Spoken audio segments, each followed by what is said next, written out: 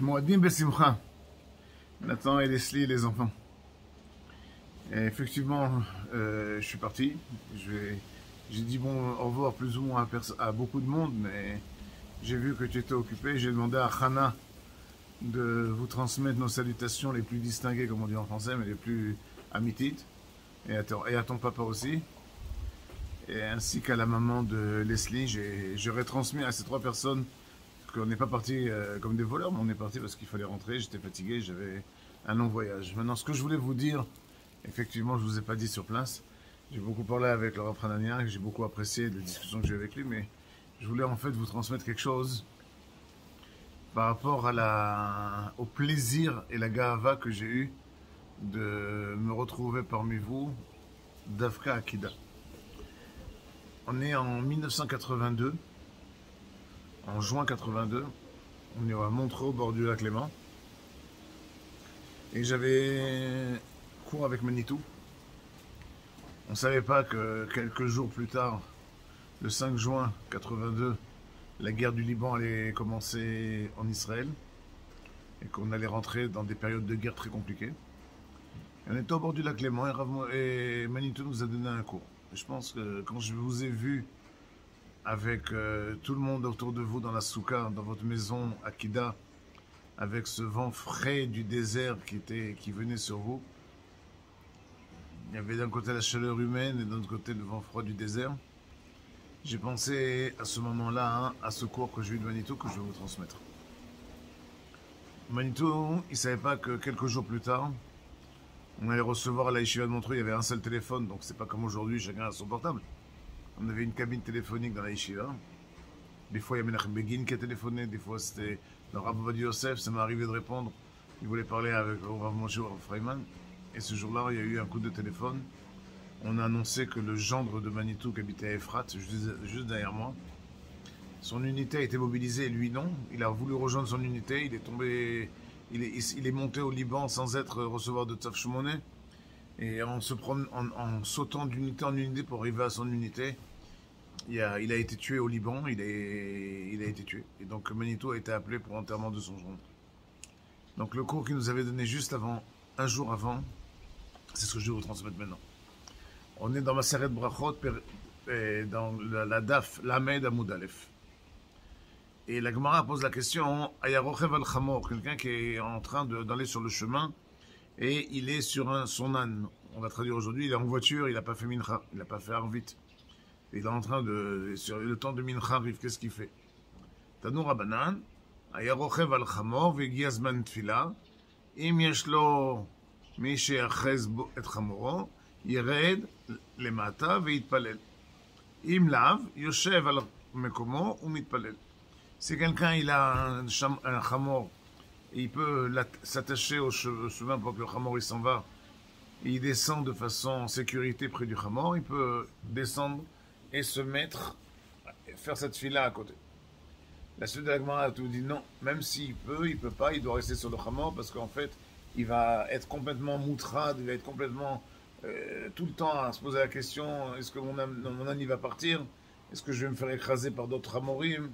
Donc il sera pas concentré dans cette file-là, donc il vaut mieux qu'il reste dans le chamor. C'est intéressant, le Rav Ovadia Yosef dit que quand quelqu'un est dans l'avion, il faut qu'il prie sur sa chaise, assis, et pas qu'il commence à se lever et faire des problèmes dans l'avion.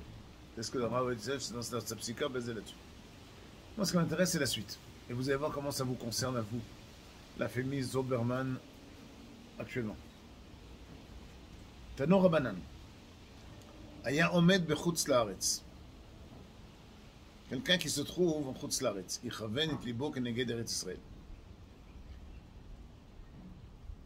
Cas suivant. Aya omed be'Eretz Israël. Ichaven et libo keneged Yerushalayim. Troisième cas. Aya omed be'Yerushalayim. Ichaven et libo keneged Bet HaMikdash. Quatrième cas. Aya omed be'Bet HaMikdash. Ichaven et libo keneged Kodshei HaKodashim. Cinquième cas, היה עומד בקודשי הקודשים, יכוון את ליבו כנגד הפרוכת, בית הפרוכת. maintenant, sixième cas, היה עומד מאחורי בית הפרוכת, יכוון את ליבו כאילו לפני הפרוכת. Et la Gemara va dire, s'il se trouve dans le Mizrach, d'Yerushalayim, il prie les Maharav. S'il se trouve dans le Maharav, il prie vers le Mizrach. S'il se trouve, comme nous, on est dans le sud de Jérusalem, je prie vers le nord pour prier à Jérusalem. Vous qui êtes à Kida maintenant, vous allez prier vers le sud pour prier vers Jérusalem. Amar Rabbi Avin, des de Rabbi Avina.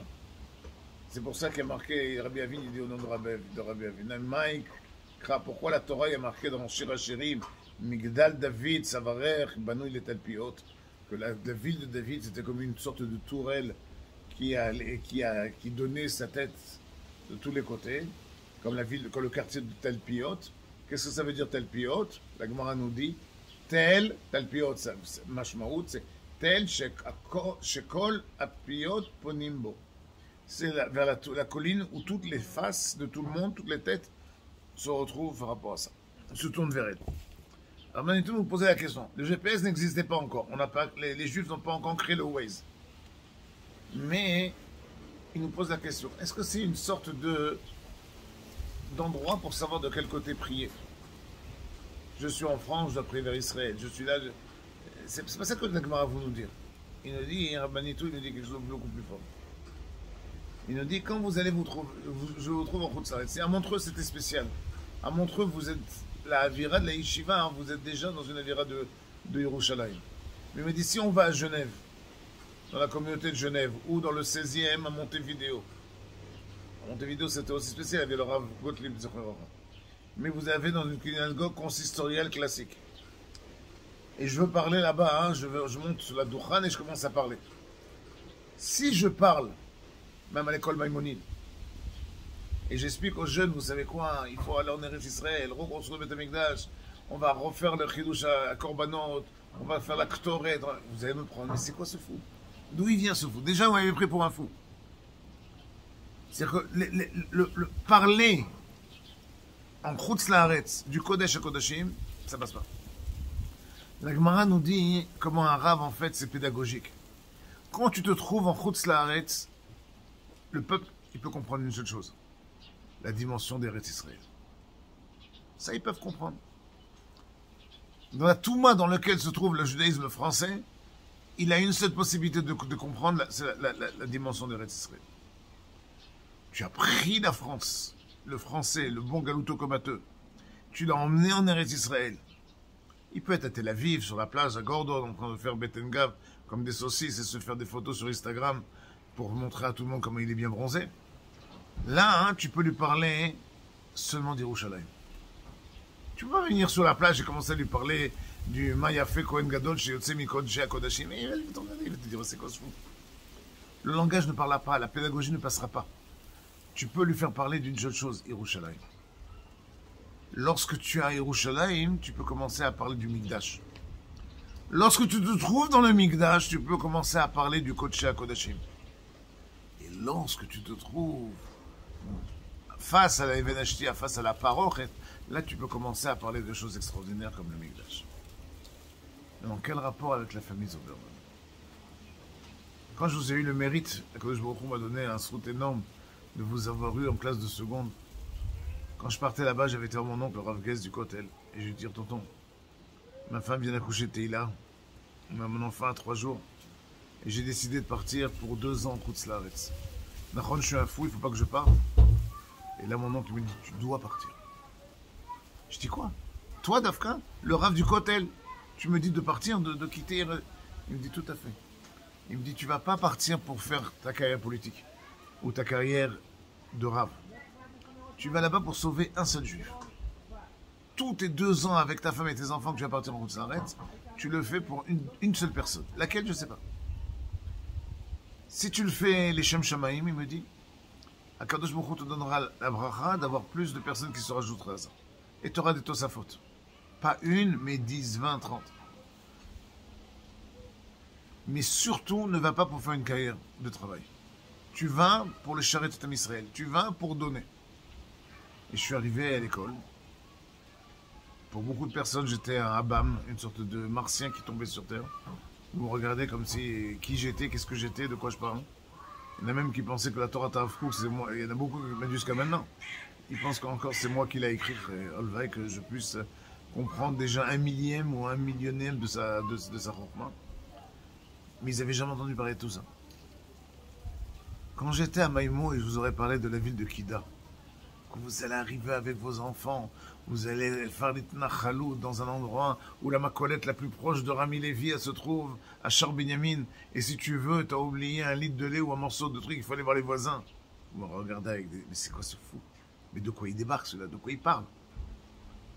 Par contre, quand je vous ai pris à Givat Washington, on a fait le tour d'Israël et je vous ai donné, j'ai commencé à vous donner une vision différente. Vous avez l'amour d'Israël, vous l'avez déjà eu, avant moi. Mais vous étiez plus dirigé par à tel pilote, c'était pour vous plus les États-Unis, le Canada, les grandes écoles et tout. Et moi, je vous dis non, Eretz Israël, il faut partir et tout. Vous avez été capable de comprendre la dimension d'Eretz Israël. Et vous êtes arrivé dans le 16e d'Eretz Israël, à Givat Shmuel, Baruch Hashem. Et là-bas, vous avez fait une communauté des Tiferet. Mais ce que j'étais très fier de vous, c'est comme seulement un père peut être fier de ses élèves ou de ses parents, de ses enfants. C'est un peu la même chose. Tout d'un coup, j'ai vu, vous avez eu la force de vous déraciner de Givat Shmuel, du confort que vous avez là-bas, de la vie que vous avez eue là-bas. Vous allez dire non, on veut quelque chose d'autre. On veut une autre dimension, comme dans la Gemara. Quand on est en Chutz Laaretz, on peut comprendre Eretz Israël. Mais quand on est en Eretz Israël, on peut déjà comprendre Yerushalayim. Et quand on est à Yerushalayim, on peut comprendre déjà c'est quoi le Mikdash. Et vous avez eu besoin de passer par une tachana qui s'appelle Givat Shmuel pour créer en vous ce besoin, ce tzorech de monter et d'arriver à Kida. Quand j'ai vu tes parents et ta mère m'a parlé, Nathan, celle pour elle, c'était waouh. On dirait qu'est-ce que mes enfants, ils ont fumé quoi avant d'arriver ici. Et je dis, je veux faire une bracha que je sais que vous n'allez pas comprendre, mais c'est vraiment une bracha. Espérons que vos petits-enfants qui vont maintenant grandir dans Kida, dans quelques années, c'est eux qui vont créer des premières caravanes juives dans la colline en face de vous. Et je lui montre en face de vous, c'est la ville de Amman, en Jordanie. C'est parce que le plan de partage, avant la création de l'État d'Israël, on nous a déjà amputé de 73% de la terre d'Israël. Le partage de l'Angleterre, ils ont créé la tranche de Jordanie. Et ils nous ont enlevé à Israël que c'est pas... on n'a pas encore cette volonté de créer ce grand Israël. Vous avez pu faire le pas de Givat Shmuel à Kida, et vos enfants vont faire, eux, le pas de Kida vers le Mikdash. Alors, mamash, je ne suis pas devenu fou quand je vous ai donné une Chanoukia. On a pensé avec Judith. Qu'est-ce qu'on peut vous donner? Sukkot, Baruch Hashem. Niat Sukkot David Anofelet, vous l'avez reconstruite. Vous avez fait une soirée extraordinaire. C'était du feu, comme on dit. Donc, comme les gens, les petits jeunes, ils disent, c'était la guerre. La nourriture sandwich tunisien, kol hakavod. J'ai apprécié. Les pizzas, j'ai pas goûté. J'ai pas eu je me ferai le droit à l'invitation de me réinviter chez vous avec très grand plaisir. Mais les sandwichs tunisiens, ils étaient vraiment comme il fallait. Et je suis tombé sur un pain tunisien. Je suis pas tombé sur un pain israélien. J'ai vraiment kiffé. Et en plus, faire mitzvah, l'ishev basouka, dans votre souka à vous et tout, c'était... Pour moi, c'était énorme. J'étais content et très fier de vous. Alors, j'ai pensé à quoi on va faire. Alors, j'ai pensé aux fêtes suivantes. Et la Gemara nous dit comment on peut donner la transmission à nos enfants. Aragil Bener et Velo Banim Talmidei Chachamim. Celui-là qui a l'habitude, l'Aragil Bener, qui a d'allumer les bougies, la Gemara de Masachet Shabbat a dit, et Velo Banim Talmidei Chachamim. Rashi il explique c'est quoi Aragil Bener. Là, il y a 7 lois des Rabbanan qui s'appellent une des mitzvot des Rabbanan. C'est pour ça qu'on dit Asher Kedishanu Mitzvot Avet Tzivanu. C'est les Rabbanan qui nous ont enseigné ça. C'est la mitzvah de Adlakat Nerot Shabbat ve Chanukah. Donc si quelqu'un a l'habitude, Aragil Bener, Ad Shetechle Regel Minashuk, Shlosha Regelim, c'est toujours la même racine. Et c'est comment on peut combattre avec les enfants le Satan, le Yetzer Hara, la négation, le monde matériel. C'est Aragil Bener. Celui-là qui a l'habitude d'allumer la bougie. La bougie, c'est Torah Or, la lumière de la maison. C'est la lumière de la Torah qui donne aux enfants. Maintenant, votre maison, vous l'avez déplacée. Votre Mikdash, vous l'avez construit. Maintenant, ce qu'il faut, c'est allumer ces bougies. La bougie de Hanouka. Donc maintenant, je veux déjà vous projeter à la prochaine fête de Hanouka. Et c'est pour ça qu'on a pensé à cette belle Hanouka d'Emmanuel, parce que je l'ai trouvée belle. En plus, on peut mettre des bougies et de l'huile, donc vous avez le choix de faire ce que vous voulez à l'intérieur. J'imagine que vous avez des Hanoukiot, mais ça vous fait une autre Hanouka, puisque vous avez, Baruch Hashem, plusieurs portes de la maison, et comme dit la Gemara, qu'à chaque entrée de la maison, il faut mettre la Hanouka. Même s'il a, comme dit Shulchan Aruch, il a deux rentrées, il met deux Hanoukiot. Bien que la mitzvah, c'est une mitzvah ner, ish ou beto. Mais lorsqu'il a plusieurs entrées, j'ai vu que chez vous, la maison, c'était comme la maison d'Avram Avinu, on peut rentrer des quatre coins de tous les côtés. Donc j'ai pensé à vous donner vous offrir cette Hanouka pour que vous puissiez passer à l'étape suivante, de continuer à éclairer par cette Torah Ma'asi Baraglaim d'Eretz Israël. Comme ça, vous devenez un Ragil Bener Rivelo Banim Tamidei Chachamim. Toda, Toda, Toda Rabba, votre invitation, ça a été pour nous extraordinaire. Et là, on sort de la soukha tout à l'heure, on est les derniers moments avant d'entrer dans Simchat Torah, avant d'atteindre cette fête qui ne s'est pas encore passée, la fête de la fin des temps. Kadosh Baruch Hu, il nous donne la Nechama et le Tikkun de Simchat Torah de l'an dernier. Toda Rabba Lachem, et Be'atzlacha.